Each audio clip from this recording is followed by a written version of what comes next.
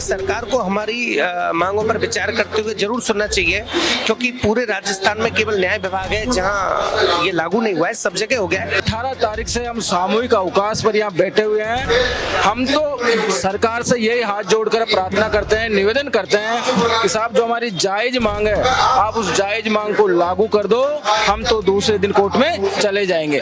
देखिए, इस देश में सबके फंडामेंटल राइट है, हमें अपनी बात रखने का हमारा मौलिक अधिकार है, ये हमें संविधान ने भी दिया है। प्रदेश की राजधानी जयपुर में न्यायिक कर्मचारियों का धरना जारी है।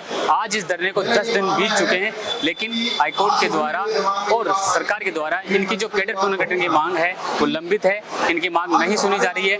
आज इस आंदोलन का 10वां दिन है और अपनी कैडर पुनर्गठन की मांग और वेतन विसंगति मांगों को लेकर लगातार धरने पर बैठे हैं। मेरे पीछे आप तस्वीरों में भीड़ देख सकते हैं। आज काफी कर्मचारी लोग इनके साथ यहाँ पे इकट्ठा हुए हैं और यहाँ तक कि प्रदेश में 1600 से अधिक अदालतों में जो न्यायिक कर्मचारी है पूरी तरह से अभी आंदोलन में शामिल है और सरकार का पूरा कार्य ठप पड़ा है। मैं थोड़ा जानने की कोशिश करूंगा आखिर इनका आंदोलन ही कब तक चलेगा और कब तक नहीं चलेगा। जी सर, क्या नाम आपका? नरेंद्र यादव, जिला अध्यक्ष जयपुर। ये आंदोलन कब तक चलेगा? देखिए, अभी तक लगातार है, हमारे प्रदेश अध्यक्ष जी लगातार प्रशासन के संपर्क में है। जैसा भी उनका आदेश आएगा तब तक तो ये लगातार है, उसके बाद ही फैसला हो पाएगा। जो भी वार्तालाप होते हैं, रास्ते निकलते हैं, तो उसके बाद जैसा भी प्रदेश कार्यालय का आदेश आएगा उसी के हिसाब से चलेगा। हाईकोर्ट ने तो कहा है कि कर्मचारियों को वापस काम पे लौटना चाहिए। बिल्कुल, हाईकोर्ट ने कहा है कर्मचारी वापस लौटना चाहिए, लेकिन हमारी जो जायज मांग है उसके समर्थन में भी मतलब हमारे प्रदेश अध्यक्ष, हमारी प्रांतीय कार्यकारिणी और जिलाध्यक्ष महोदय लगे हुए हैं, तो जैसा भी तालमेल बैठेगा उसी के अकॉर्डिंग हम काम पर वापस आएंगे। सबसे बड़ी बात, प्रदेश में 1600 से अधिक अदालतों में नए कर्मचारी आप धरने में बैठे, आपकी वजह से पूरा काम ठप पड़ा है। क्या लगता है कि अब सरकार आपकी मांग सुनेगी? देखिए, सरकार को हमारी मांगों पर विचार करते हुए जरूर सुनना चाहिए, क्योंकि पूरे राजस्थान में केवल न्याय विभाग है जहां ये लागू नहीं हुआ है, सब जगह हो गया है। तो ये न्यायोचित बात है, जो एक विभाग बच रहा है वो भी क्यों बच रहा है, तो मैं समझता हूँ सरकार इसको सीरियसली लेगी, गंभीरता से लेगी और इसको लागू करेगी कि भाई जो एक विभाग बच रहा है उसको भी लागू किया जाए। और जो ये नुकसान हो रहा है, तो हम तो बहुत नुकसान भुगत कर बैठे हैं, सरकार हमारी मांग पर विचार कर ले और हम बिल्कुल आने के लिए तैयार हैं। और जो भी क्षति हुई है, ये काम तो कर्मचारी करते हैं, तो हमारा काम हमें ही करना है। हम अपने काम को उस फास्ट स्पीड से निपटा लेंगे, काम सारे होंगे, कोई काम नहीं रुकेगा। लेकिन हमारी जायज मांग पर केवल एक विभाग बचा है, तो सरकार इसको सुनेगी, हमें पूरा भरोसा है। कोर्ट ने यह किया है जब वकीलों को आंदोलन करने का अधिकार नहीं है, तो फिर नए कर्मचारी जो आंदोलन कर रहे बैठे हैं उनका गलत है। देखिए, इस देश में सबके फंडामेंटल राइट है, हमें अपनी बात रखने का हमारा मौलिक अधिकार है, ये हमें संविधान ने भी दिया है। हम अपनी बात जायज तरीके से, सही तरीके से, हमने किसी को भी परेशान नहीं किया है, नाजायज हमने किसी को भी परेशान नहीं किया है। हम अपनी बात गांधीवादी तरीके से, सैद्धांतिक रूप से, संविधान के नियमों का पालन करते हुए हम अपनी बात रख रहे हैं और इस देश में अपनी बात रखने का अधिकार सभी को है। क्या रणनीति रहने वाली आगे? आज 10 दिन हो गए आपको। देखिए, रणनीति प्रशासन और हमारी प्रदेश कार्यकारिणी के जो वार्तालाप होंगे, मीटिंग होंगी, उसमें निर्णय होंगे, उसके आधार पर जो भी हमारे प्रदेश कार्यालय का निर्णय होगा वो मान्य होगा।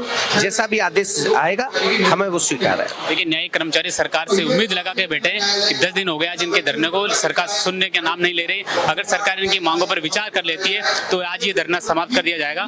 अब ये सरकार का आदेश का वेट कर रहे हैं कि इनकी मांग पर थोड़ा पुनर्विचार किया जाए। मेरे साथ और मौजूद है, उनसे बात करूंगा। सर, क्या नाम है? मैं ब्रिजेश शर्मा। जी सर, बताइए। देखिए, जो हमने मांगी है वो हमारी मांग नहीं है, वो राजस्थान उच्च न्यायालय, माननीय राजस्थान उच्च न्यायालय जो अपने सुझाव दिए हैं कि जुडिशरी के कर्मचारियों को पैसा कम मिल रहा है या हमारा पुनर्गठन नहीं हुआ है, वो उनका प्रपोजल है। हम उसके सम्मान के लिए लड़ रहे हैं, हमारी अलग से कोई मांग नहीं है। पूरे राजस्थान के अंदर सभी कर्मचारियों के सभी विभागों के पुनर्गठन हो चुके हैं। हमने अलग से हमारे पुनर्गठन के लिए हमने नहीं बोला है, माननीय राजस्थान उच्च न्यायालय सरकार को प्रस्ताव भेजा था, सरकार उसमें डिले कर रही है। ये सरकार का फॉल्ट है, सरकार के जो जिम्मेदार अधिकारी हैं उनकी जवाबदेही तय होगी। अब तो कोर्ट ने भी आपको अल्टीमेटम दे दिया कि वापस काम पे लौटे। सर, बिल्कुल वो सिरोधारी है, लेकिन हमारे प्रदेश कार्यकारिणी संबंधित जो निर्णय करेगी हमें स्वीकार होगा। अब आगे क्या रणनीति रहने वाली है? इस संबंध में सर हमारी मीटिंग जारी है, प्रदेश स्तर की मीटिंग जारी है। जो हमारे सुरेंद्र नारायण जोशी प्रदेशाध्यक्ष महोदय हैं, वो जो आदेश करेंगे वो सिरोधार्य है। रामदार जी, आप क्या कहेंगे? हम ये हमारे जो प्रांत के अध्यक्ष साहब है, हमारे जो कार्यकारिणी है, हमारी जायज मांग है कि साहब पुनर्गठन है, जो अन्य सरकारी डिपार्टमेंट है, जो पटवारी है, टीचर है, जेडीए में अन्य लिपिक है, उनका 1/4/2022 से देय है।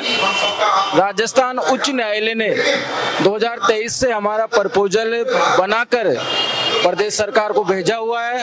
अब प्रदेश सरकार को इस पे काम करना है। जब अन्य डिपार्टमेंट में पुनर्गठन लागू हो गया, सबको उनके हक और अधिकार मिल गए और न्यायिक कर्मचारी जो ईमानदार है, सेवाभावी है, अपने कर्तव्य के प्रति वफादार रहता है, उसकी जायज मांग आज 18 तारीख से हम सामूहिक अवकाश पर यहाँ बैठे हुए हैं। हम तो सरकार से यही हाथ जोड़कर प्रार्थना करते हैं, निवेदन करते हैं कि साहब जो हमारी जायज मांग है, आप उस जायज मांग को लागू कर दो। हम तो दूसरे दिन कोर्ट में चले जाएंगे। हम यहाँ पर हाई कोर्ट के सम्मान में बैठे हुए हैं। तो कोर्ट भी आपको बुला रही कि वापस काम पे लौटे आप जल्दी? माननीय हाई कोर्ट के सम्मान में ही यहाँ बैठे हुए हैं। ये बात बार बार मैं इसलिए बोल रहा हूँ क्योंकि माननीय हाई कोर्ट ने एक प्रपोजल फुल बेंच ने बनाकर सरकार को भेजा था और उनके सम्मान में ही हम यहाँ बैठे हुए हैं। वही हमारे माई बाप है, वो जो हमें बोलेंगे वो हम करने के लिए तैयार है। लेकिन जो 2023 से आपने प्रपोजल बना के भेजा है साहब, उसी को तो लागू करना है। और मैं बार बार ये बोल रहा हूँ कि जो अन्य डिपार्टमेंट है, टीचर है, पटवारी है, लिपिक है, उनका पुनर्गठन हो गया, हमारा नहीं हुआ। इवन हाई कोर्ट में भी पुनर्गठन हो गया।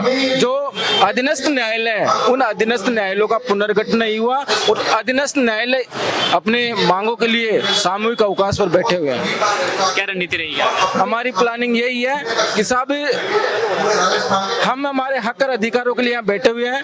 माननीय राजस्थान हाईकोर्ट का हम सम्मान करते हैं। उनके सम्मान के लिए उनकी फुल बेंच की जो प्रपोजल सरकार को भेजा था, उन फुल प्रपोजल को ही हम लागू करवाना चाहते हैं। उनके सम्मान में यहाँ बैठे हुए हैं और उनका सम्मान तब तक प्रदेश सरकार नहीं कर देती, तब तक ये हमारी हक और अधिकारों की लड़ाई जारी रहेगी। देखिए, नए कर्मचारियों ने अब कह दिया है कि अब इनकी लड़ाई सरकार से जारी रहेगी और इनका जो धरना है लगातार जारी रहेगा। मैं थोड़ा सा और पीछे चलता हूँ, जहाँ पर महिलाएं भी इस आंदोलन में शामिल, उनसे भी बात करने की कोशिश करूंगा।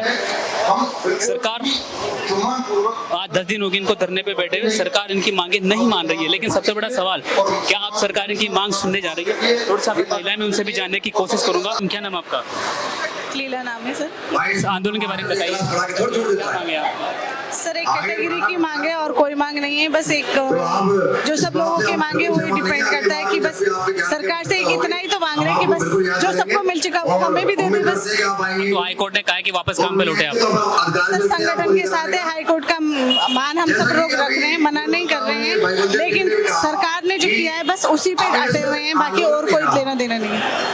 क्या अब आखिर क्या रणनीति रहेंगे? आप कब तक बैठे रहेंगे? सर, देखते हैं, अगर आज मीटिंग में और फैसले में कोई दिक्कत नहीं आई है तो है, नहीं तो फिर आगे 1-2 दिन और है ही।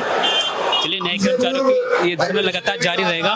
जब से मैंने इनसे बात करने की कोशिश की तो उन्होंने साफ साफ कहा है कि सरकार अगर जब तक इनकी मांग नहीं मान लेती है, जब तक धरने पर बैठे रहेंगे। और अब देखने वाली बात है कि सरकार इनकी मांगों पर कब तक विचार करती है। कैमरामैन सरदार के साथ में राकेश गोल्डन।